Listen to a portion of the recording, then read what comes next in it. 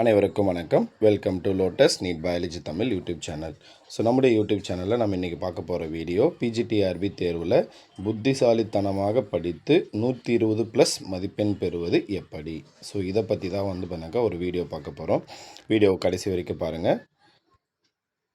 First நம்ம 120+ மதிப்பெண், ஏன் இந்த 120+ மதிப்பெண் நம்ம டார்கெட் வைக்கணும் அப்படின்னா, நம்ம பிஜிடிஆர்பி எக்ஸாம் லாஸ்ட்டாக நடந்து முடிஞ்ச எக்ஸாமாக இருக்கட்டும், நியூ சிலபஸில் இல்லை அதுக்கு முன்னாடி நடந்து முடிஞ்ச எக்ஸாமாக இருக்கட்டும், நீங்கள் என்ன மேஜராக இருந்தாலும் சரி, தமிழாக இருக்கட்டும், இங்கிலீஷாக இருக்கட்டும், இல்லை மேக்ஸு, ஃபிசிக்ஸு, பாட்னி, ஜுவாலஜி, வேறு எந்த மேஜராக இருந்தாலும் சரி, ஆல்மோஸ்ட் இந்த ஃபஸ்ட்டு மார்க் பார்த்திங்கன்னா 120 அந்த ரேஞ்ச் தான் இருக்கும்.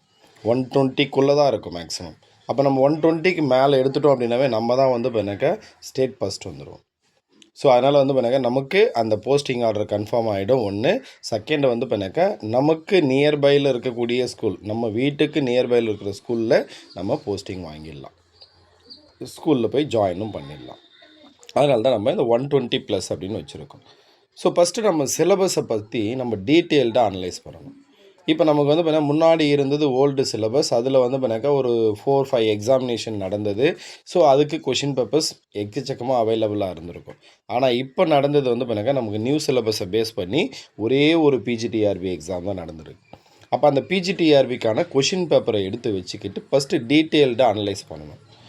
எப்படி சார் அனலைசிஸ் பண்ணுறது அப்படின்னா, இப்போது ஃபஸ்ட்டு கொஷின், அந்த கொஷின் என்ன அப்படின்னு சொல்லிட்டு ரீட் பண்ணுங்கள். அதுக்கான 4 ஆப்ஷன்ஸை ரீட் பண்ணுங்கள். இதை ரீட் பண்ணிங்க அப்படின்னாவே அந்த ஃபஸ்ட்டு கொஷின் எந்த யூனிட்லேருந்து இருக்குது, எந்த யூனிட்டில் வந்திருக்கு அப்படின்னு நீங்கள் கெஸ் பண்ணிடலாம். இப்போ ஃபார் எக்ஸாம்பிள் பண்ணாக்கா 5th யூனிட்டில் வந்திருக்கு அப்படின்னா நீங்கள் 5th யூனிட்னு போட்டு அதில் ஒரு கொஷின் போட்டுக்கணும். அடுத்து செகண்ட் கொஷின், அந்த செகண்ட் கொஷின் அதே மாதிரி எந்த யூனிட்லேருந்து வந்திருக்கு. இது பண்ணாக்கா மேபி 6th யூனிட் அப்படின்னு வச்சுக்கோங்க, அதில் பண்ணால் ஒரு கொஷின். இப்போ தேர்டு கொஷின் படிக்கிறீங்க, இது பண்ணால் 5th யூனிட்டில் செகண்ட் கொஷின். இதே மாதிரி ஒவ்வொரு கொஷினாக பண்ணாக்கா நம்ம மேஜரில் இருக்கக்கூடிய 110 கொஷினும் நீங்கள் டீட்டெயில்டாக படிச்சுட்டு எந்தெந்த யூனிட்டில் எத்தனை கொஷின் வந்திருக்கு அப்படின்னு சொல்லிட்டு ஒரு டீட்டெயில்டு அனலைசிஸ் பண்ணுறீங்க. இது ஃபஸ்ட்டு பண்ணி முடிச்சிடணும். இது மட்டும் பண்ணால் போதுமா சார் அப்படின்னா, அடுத்து இருக்கக்கூடிய சைக்காலஜி, நிறைய பேர் பண்ணக்கூடிய பெரிய மிஸ்டேக் என்னென்னா, சைக்காலஜி சார் நான் எங்கேருந்து படித்தாலே வரமாட்டேனுது அப்படின்னு சொல்லிட்டு யோசித்து விட்டுடுறாங்க படிக்கிறது. நம்ம என்ன தான் பண்ணாக்கா மேஜர் 110க்கு படித்தாலேயும் நம்மளால் மேக்ஸிமம் எவ்வளோ எடுக்க முடியும்னா ஒரு 80 to 90 கொஷின் அக்யூரேட்டாக அடிச்சிடலாம். ஆனால் அந்த 80 to 90ன்றது பண்ணால் நம்மளால் போஸ்டிங் வாங்க முடியாது. ஆனால் நமக்கு என்ன வேணும், +30 அந்த சைக்காலஜி +10 ஜிகே, இந்த மார்க் இருந்தால் மட்டும்தான் நம்மளால் பண்ணாக்கா அந்த போஸ்டிங் ஆர்டரே வாங்க முடியும். இது தெரியாமல் தான் நிறைய பேர் பண்ணாக்கா எவ்ரி டைம் நான் 2 மார்க்கில் போயிடுச்சு 4 மார்க்கில் போயிடுச்சுன்னு சொல்கிறவங்க எல்லாமே பண்ணாக்கா இந்த சைக்காலஜி படிக்காதவங்க, ஜிகே படிக்காதவங்க தான். அப்போது என்ன பண்ணணும் அப்படின்னா, அடுத்து நம்ம சைக்காலஜி கொஷின்ஸ் இதையே பண்ணாக்கா டீட்டெயில்டாக அனலைஸ் பண்ணுங்கள். ஒவ்வொரு கொஷினாக பண்ணாக்கா டீட்டெயில்டாக அனலைஸ் பண்ணுங்கள். அனலைஸ் பண்ணிவிட்டு அது எந்த யூனிட்லேருந்து வந்திருக்கு, எந்த மாதிரியான டாப்பிக்லேருந்து கேட்டிருக்காங்க. மேக்ஸிமம் பண்ணாக்கா அந்த கொஷின்ஸ் நம்மக்கிட்ட இருக்கா அப்படின்னா பண்ணாக்கா அதுக்கான மெட்டீரியல் இருக்கான்னா தெரியாது. கண்டிப்பாக இருக்கிறதுக்கான சான்சஸும் ரொம்ப கம்மி. ஆனால் ஒன்று மட்டும் என்னால் உறுதியாக சொல்ல முடியும், நீங்கள் சைக்காலஜி வருமா வராதா, இந்த மெட்டீரியல் படித்தா வருமா வராதான்னு நீங்கள் யோசிக்காதீங்க. ஏதோ ஒரு மெட்டீரியல், ஏதோ ஒரு இன்ஸ்டியூட்டோடைய மெட்டீரியல் நீங்கள் வாங்குறீங்க அப்படின்னா அந்த மெட்டீரியல் அதுலேருந்து வருமா வராதான்னு யோசிக்காதீங்க, அதை படித்து முடிச்சிடுங்க. ஏன் சார் இதை சொல்கிறீங்க அப்படின்னா, நீங்கள் அதை படித்து முடிச்சிட்டிங்க அப்படின்னாவே அட்லீஸ்ட் பண்ணாக்கா நீங்கள் 15 கொஷின் பண்ணாக்கா நீங்கள் டைரெக்டாகவோ இன்டைரக்டாகவோ நீங்கள் அட்டன் பண்ணிடலாம். நமக்கு அந்த 15 வந்துடுச்சுனாவே ஆல்ரெடி நம்ம என்ன சொன்னோம், மேஜரில் 80 to 90ன்னு சொன்னோம். அப்போ ஒரு 80 மார்க் வந்தாவே இது ஒரு 15நாலே 95 வந்துடுது. சப்போஸ் 85 அப்படின்னாக்கா 100 கொஷின் ஆல்மோஸ்ட் நம்ம பண்ணாக்கா ரீச் பண்ணிட்டோம். அடுத்தது ஜிகேவை பொறுத்த வரைக்கும் நம்ம இப்போ டிஆர்பி இன்றைக்கி நீங்கள் படிக்க ஆரம்பிக்கிறீங்க அப்படின்னா டெய்லி அட்லீஸ்ட் பண்ணாக்கா ஒரு 30 to 1 hour 30 minutes to 1 hour நீங்கள் படிக்க. அப்போ ஒரு நாளைக்கு பண்ணாக்கா நம்ம 30 மினிட்ஸ்லேருந்து 1 hour ஆகுது அட்லீஸ்ட் நம்ம ஜிகேக்காக படிக்கணும். அப்போ தான் நம்மளால் என்ன பண்ண முடியும்னா அதில் பண்ணாக்கா ஒரு வரக்கூடிய அந்த 10 கொஷினில் அட்லீஸ்ட் 6 கொஷினாவது நம்ம அட்டன் பண்ணிவிடுவோம். ஆல்ரெடி நான் என்ன சொன்னேன், 85 மேஜர் அப்படின்னு எடுத்துக்கிட்டாலையும் சைக்காலஜியில் 15 அப்படின்னு எடுத்துக்கிட்டாலையும் இதில் ஒரு 6 ஆல்மோஸ்ட் பண்ணாக்கா 106 மார்க் வந்துடும். இப்போ இந்த 106 அப்படின்றது நம்ம படிக்கிறதுலேருந்து வரக்கூடியது. இது இல்லாமல் கெஸ்ஸிங்கில் வந்து பண்ணாக்கா ஒரு 5 to 10 கொஷின் வரும்னு வச்சுக்கோங்க. அப்போ 1116 கொஷின் நம்ம டார்கெட் பண்ண எய்ம் பண்ண அந்த 120 ப்ளஸ்ன்றது ஆல்மோஸ்ட் கிட்ட வந்துடும். இப்போது இது ஒன்று பண்ணிட்டோம். அடுத்தது எப்படி படிக்கணும் அப்படின்னா, இப்போ நம்ம வந்து பண்ணாக்கா டீட்டெயில்டாக அனலைஸ் பண்ணி வச்சுட்டோம். மேஜர் 110 கொஷினுக்கு அனலைஸ் பண்ணிட்டோம். சைக்காலஜி ஒரு 30 கொஷின் அனலைஸ் பண்ணிட்டோம். ஜிகே வந்து பண்ணாக்கா ஒரு 10 கொஷினுக்கு அனலைஸ் பண்ணிட்டோம். தமிழ் தகுதி தேர்வை பொறுத்த வரைக்கும் எதுவுமே தேவையில்லை. ஜஸ்ட்டு வந்து பண்ணாக்கா 10th standard Tamil book, new book, old book இது 2 மட்டும் படிங்க. நீங்கள் வந்து பண்ணாக்கா அதில் வரக்கூடிய அந்த 30 கொஷின்ஸு 30க்கு 20 கொஷின்ஸ் நீங்கள் கண்டிப்பாக அட்டன் பண்ணிடலாம். அப்போ நம்ம பாஸே பண்ணிடலாம் தமிழ் தகுதி தேர்வை பொறுத்த வரைக்கும். அதனால் அதை பொறி பண்ணிக்காதீங்க. அப்போது டீட்டெயில்டாக அனலைஸ் பண்ணுறதுக்கு எத்தனை நாள் சார் வேணும்? இன்னும் நமக்கு நோட்டிஃபிகேஷன் வரலை. இன்னொரு 5 days டைம் எடுத்துக்கங்க. 5 days டைம் எடுத்து டீட்டெயில்டாக அனலைஸ் பண்ணி முடிச்சுருங்க. அப்போ தான் நம்மளால் என்ன பண்ண முடியும் அப்படின்னா ஒரு ஐடியாவே கிடைக்கும். எங்கே படித்தா மார்க் வரும், எப்படி படித்தா மார்க் வரும் அப்படின்னு சொல்லிட்டு. நம்மக்கிட்ட அந்த மெட்டீரியல் இருக்கா, இல்லை நம்ம வேறு ஏதாவது சோர்ஸ் வந்து பண்ணாக்கா கலெக்ட் பண்ணணுமா, இதெல்லாம் நம்ம தேடணும். அப்போது டீட்டெயில்டாக அனலைஸ் பண்ணி முடிச்சதுக்கு அப்புறமா ஃபார் எக்ஸாம்பிள் லாஸ்ட்டாக நடந்த பிஜிடிஆர்பியோடைய ஒரு கொஷின் இப்போ நான் பாட்னியை வச்சு சொல்கிறேன். இப்போது நைட்ரஜன் ஃபிக்சேஷன் அப்படின்னு வந்து பண்ணாங்க ஒரு கொஷின் வந்து பண்ணாங்க ஒரு ஈக்குவேஷன் ஒன்று கேட்டிருந்தாங்க.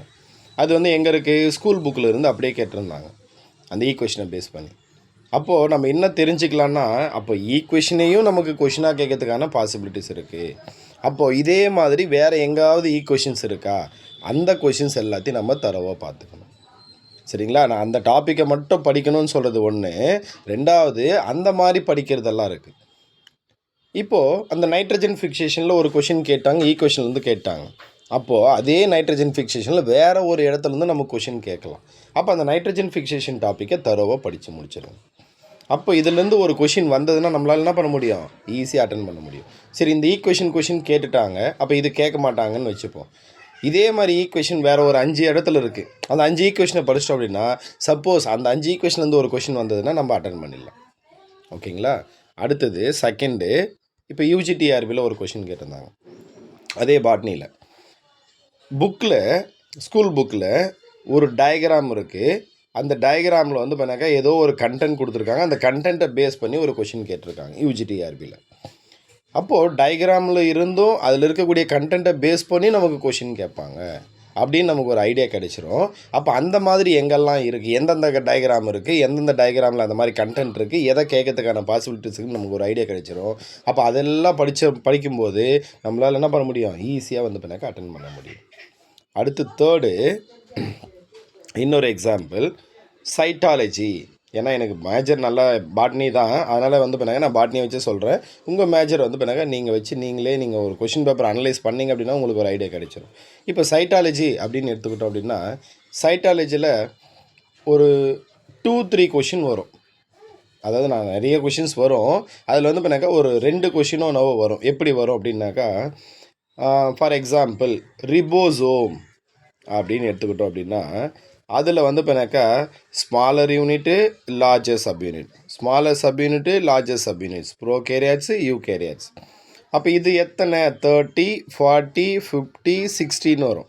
ஆனால் இந்த 30ல் எத்தனை டிவிஷன்ஸ் இருக்குது, 40ல் எத்தனை டிவிஷன்ஸ் இருக்குது, அதுலேயே வந்து பண்ணாக்கா சப்டிவிஷன் மாதிரி இருக்கும்.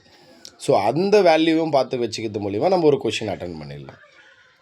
அடுத்து இன்னொரு எக்ஸாம்பிள் சொல்கிறேன்.